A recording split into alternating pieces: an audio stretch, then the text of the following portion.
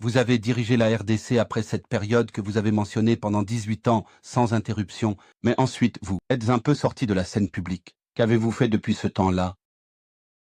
Comme vous pouvez en témoigner, je suis en vie.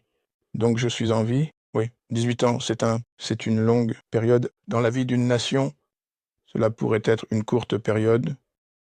Dans la vie d'un être humain, mais nous avons quitté nos fonctions conformément à la Constitution et nous avons mené diverses autres activités, des activités académiques, et nous avons probablement l'intention de continuer avec cela.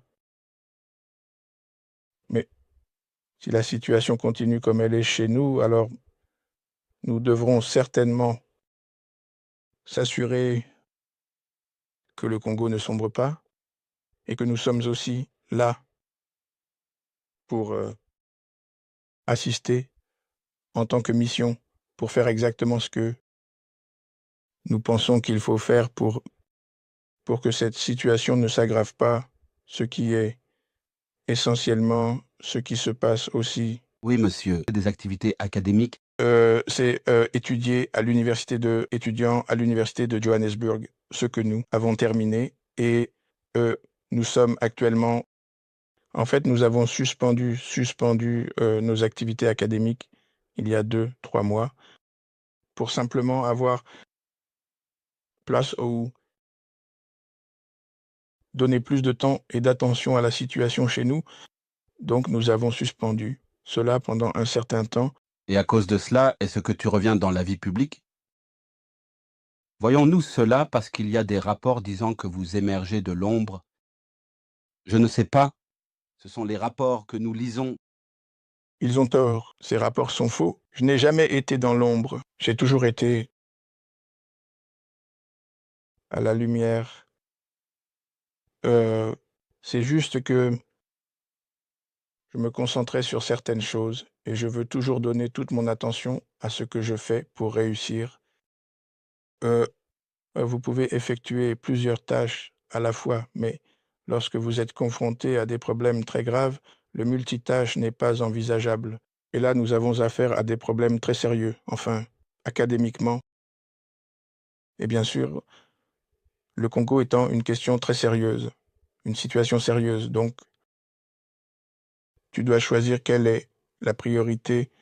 Et pour le moment, il est clair que la situation chez moi est devenue une priorité.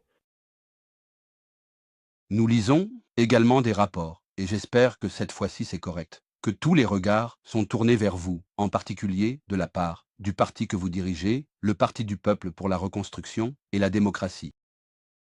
Que tous les regards sont sur vous pour stabiliser la situation en RDC. Eh bien, je ne sais pas précisément d'où vient ce rapport, mais en tout cas, je crois que la situation en République démocratique du Congo n'est pas une situation qui a été ou peut être gérée par une seule personne. Le Congo est une nation de 120 millions d'habitants congolais. Il a des voisins, euh, pas seulement des voisins autour de ce grand pays, mais des voisins aussi loin que la région de l'Afrique australe, la Namibie, l'Afrique du Sud et les autres. Donc je crois que chaque entité, le peuple congolais, a un rôle à jouer, individuellement ou collectivement.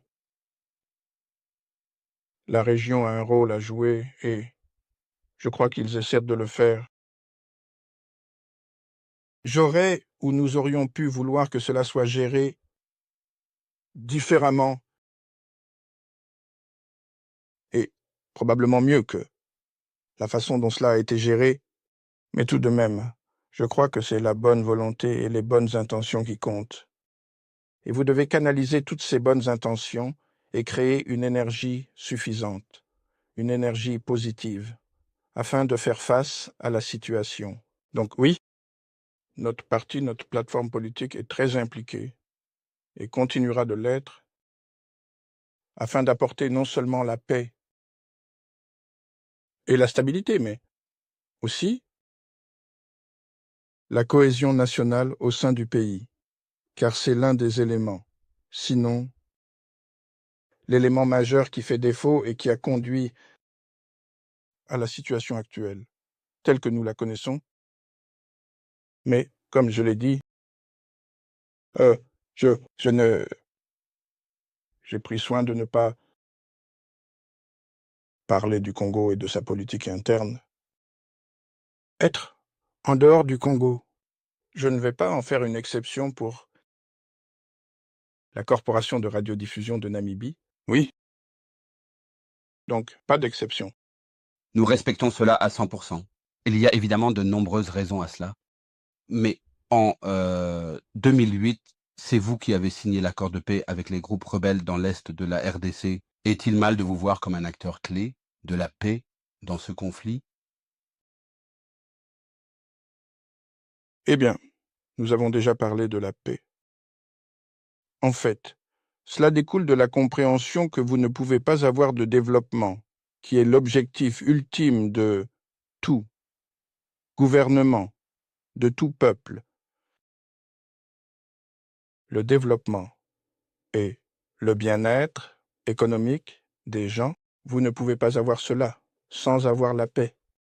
Donc la paix, c'est la priorité, sinon le fondement de quoi que ce soit. Et vous ne pouvez pas avoir de paix si vous avez des injustices au sein d'une société.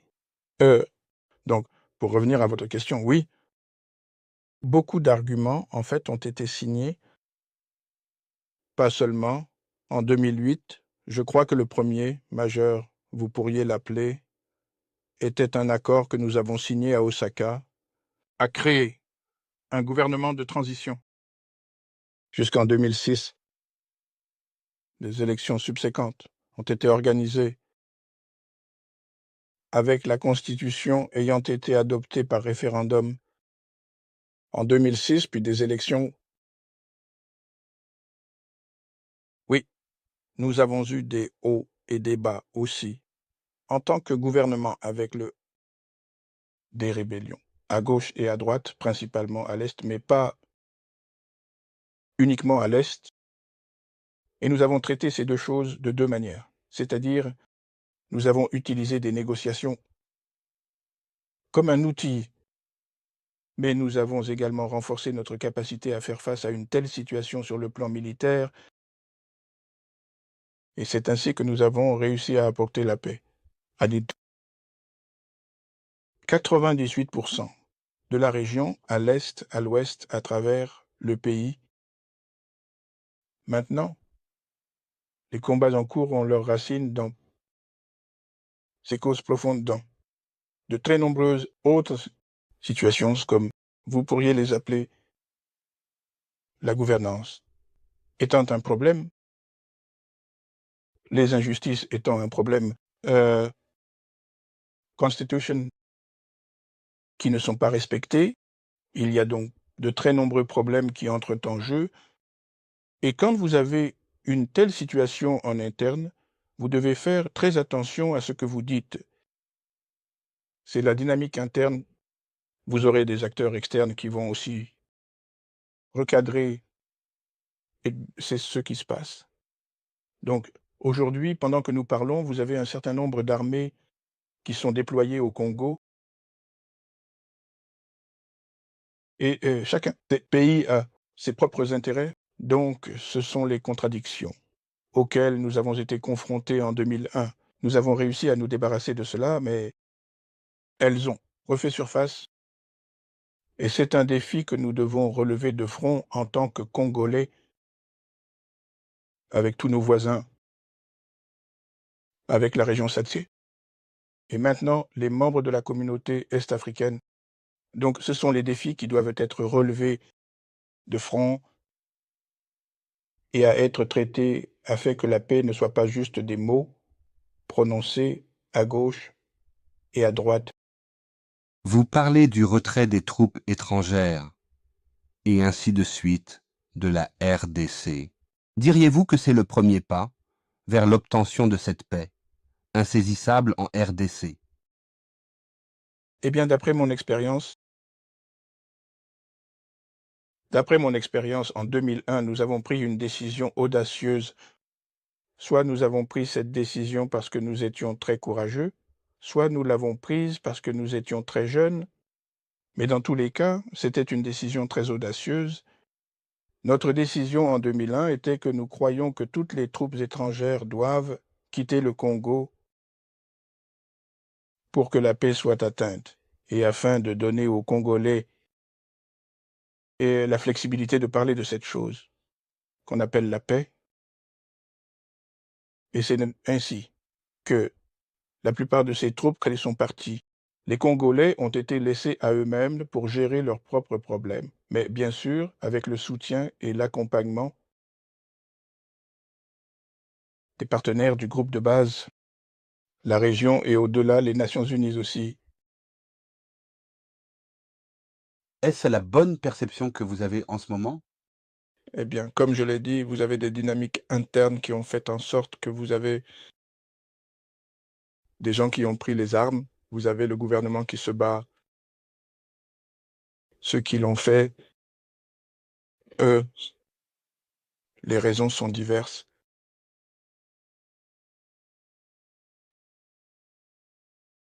Et j'ai parlé des acteurs externes aussi.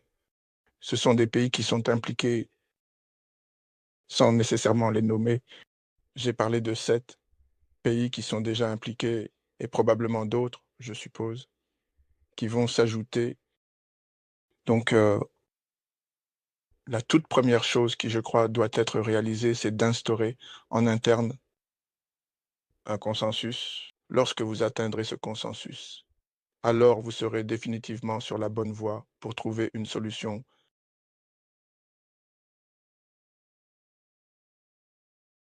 C'était notre approche en 2001. Mais aujourd'hui, cela pourrait aussi être la meilleure approche en matière de respect. Vous avez parlé du retrait des troupes étrangères, et ainsi de suite de la RDC. Diriez-vous que c'est le premier pas vers l'atteinte de cette paix insaisissable? En RDC, Eh bien, d'après mon expérience, euh, il y a longtemps, en 2001, nous avons pris une décision audacieuse. Nous avons pris cette décision parce que nous étions très courageux, ou nous avons pris cette décision parce que nous étions très jeunes, mais dans tous les cas, c'était une décision très audacieuse. Notre décision en 2001 était: nous pensons que toutes les troupes étrangères doivent quitter le Congo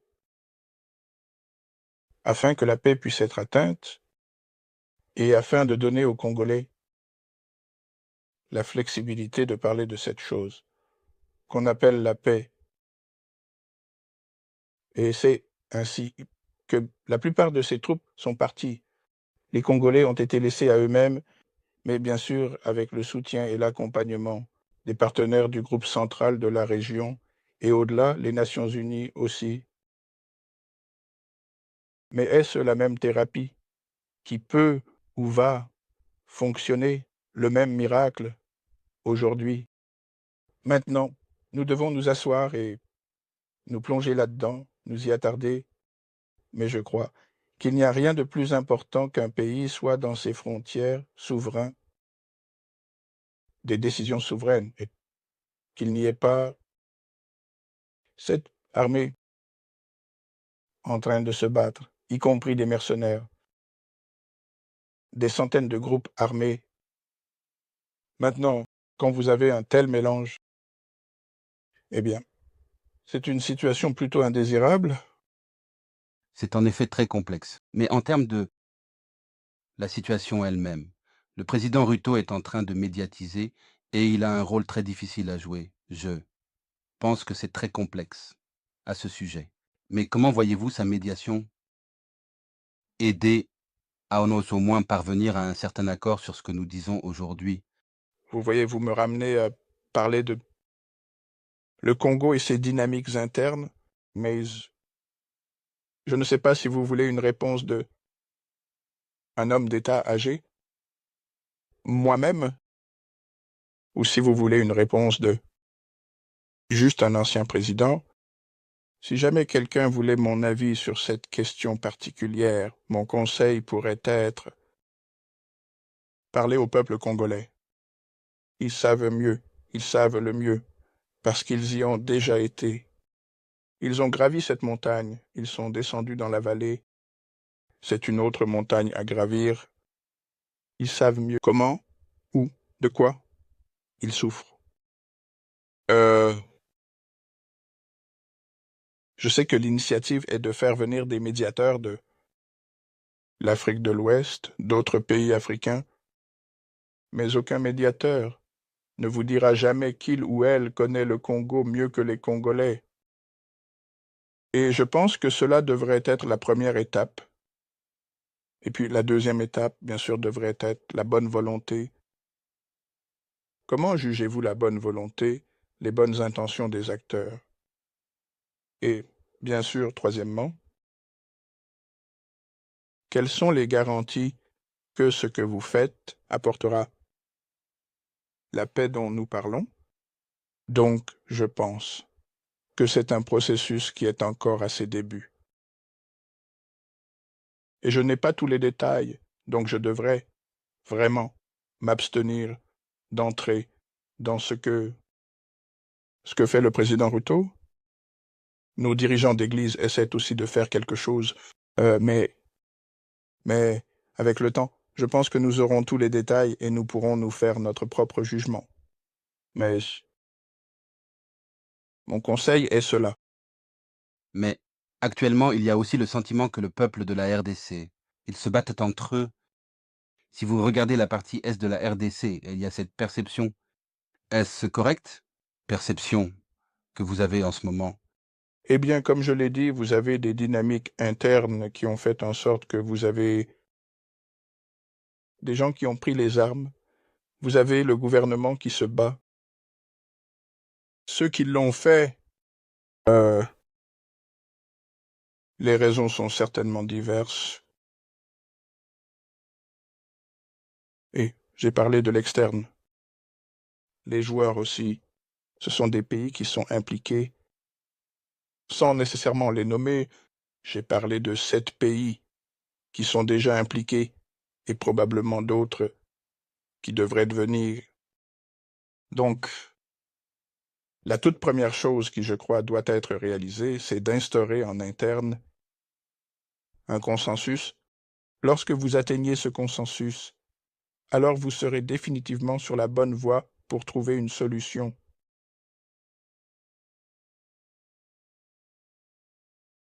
C'était notre approche. En 2001, cela pourrait également être la meilleure approche aujourd'hui, alors que nous parlons. Au moment où vous avez quitté le bureau, vous aviez une très bonne alliance avec le président Félix Tshisekedi. Quel est l'état actuel de cette relation? Oui, quand j'ai quitté le bureau, nous avions une coalition, nous avions un gouvernement de coalition, ou gouvernement de coalition, comme nous l'appelions, qui était en place. Eh bien, ce gouvernement, unilatéralement, s'est arrêté, ou la coalition a pris fin parce que le président a décidé qu'il n'en avait pas besoin, mais nous en avons pris note. Et maintenant, nous en avons pris note. Alors, quel est l'état de la relation? Eh bien, je ne suis pas en position de le dire. Vous me ramenez à la politique interne. Prie m'excuser. Parlons de la Namibie. Oui, Votre Excellence, en conclusion, un ancien homme d'État de 53 ans, vous vous qualifiez d'homme d'État âgé. Que nous réserve l'avenir pour président Joseph Kabila? Pour ceux qui croient en Dieu comme moi, je dirais, eh bien, seul Dieu sait. Nos intentions sont d'être très disponibles pour servir notre pays, à servir notre peuple, continuer à servir notre peuple et servir la région.